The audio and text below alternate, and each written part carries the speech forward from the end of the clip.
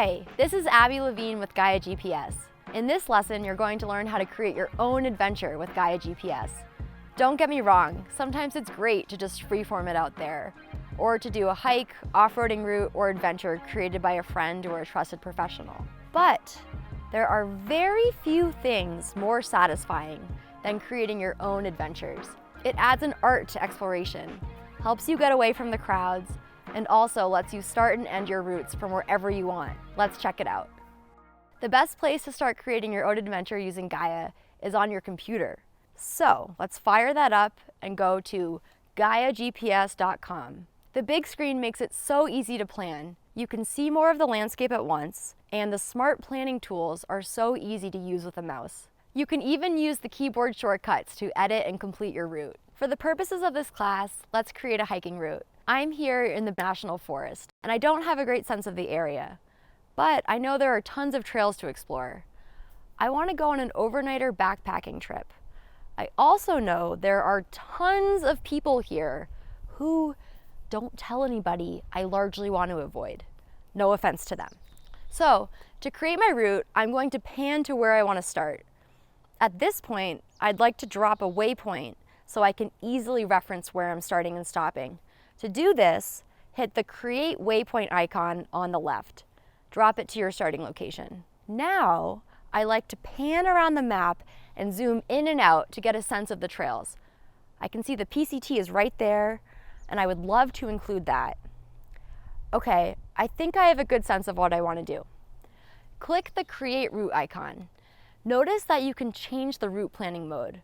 I'm already in hike mode, which is what I'm doing, so that's perfect. But I could also switch to drive mode, cycling mode, or even straight line mode. The straight line mode doesn't use the smart planning tools, but it's very useful if you want to know how far away something is as the crow flies. It's also great if you're going off trail, like in the Nebraska wilderness in Alaska. As I'm creating my route, I'm letting the smart planning snap to trail mode take over to make my life easy. Notice as I plot points along the route, I can see the elevation profile being created. I'm also adding waypoints for places to swim, get water, camp, and also mark any hazards to watch out for.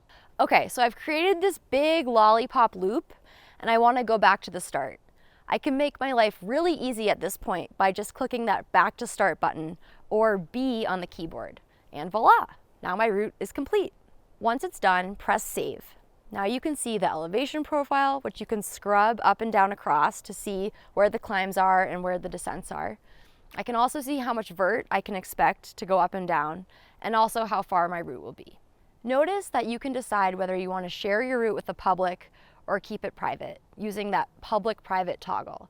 If you make it public, your track will appear on the map for anybody to see. If it's private, only you'll be able to see it.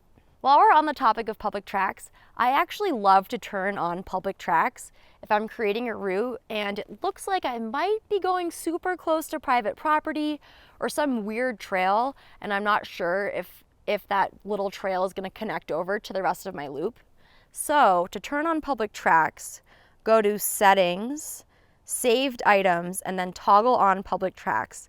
That way you can see if anyone else has done that little cut through before you, and you're good to go. Of course, with a heaping grain of salt. Public tracks is also really useful if you're looking for popular zones to go adventure, or if you want to borrow someone else's route. Okay, so after I've built my route, I like to turn on 3D mode to really get a sense of what I'm up against. Where are the major climbs? How steep really are those descents? So to turn on 3D mode, just press that little 3D in the bottom right corner. Okay, so I built my route clockwise, but what if I changed my mind and I decided I wanted to do it counterclockwise? No problem.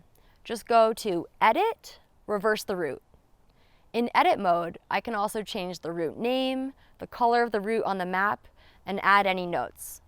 Now that I've built my route, it will show up automatically in the app. Just open the app, go to your saved items, and swipe down to sync your data. If your route isn't showing up on your phone, tap that little map icon in the corner. Turn on routes and waypoints. Sometimes you want to do someone else's route. This is really useful if you're doing a trail running race and the race gives you the race file. A buddy gives you their amazing loop, or if you find something great on the internet. I recently did an incredible 7-day bike trip across Scotland. Having the route on my phone was so useful so I could navigate in a foreign country. To do someone else's route, you just have to import it. To import a route, just download the file. Then drag and drop it directly onto the map and it will import automatically. I hope these insights help you out in the field.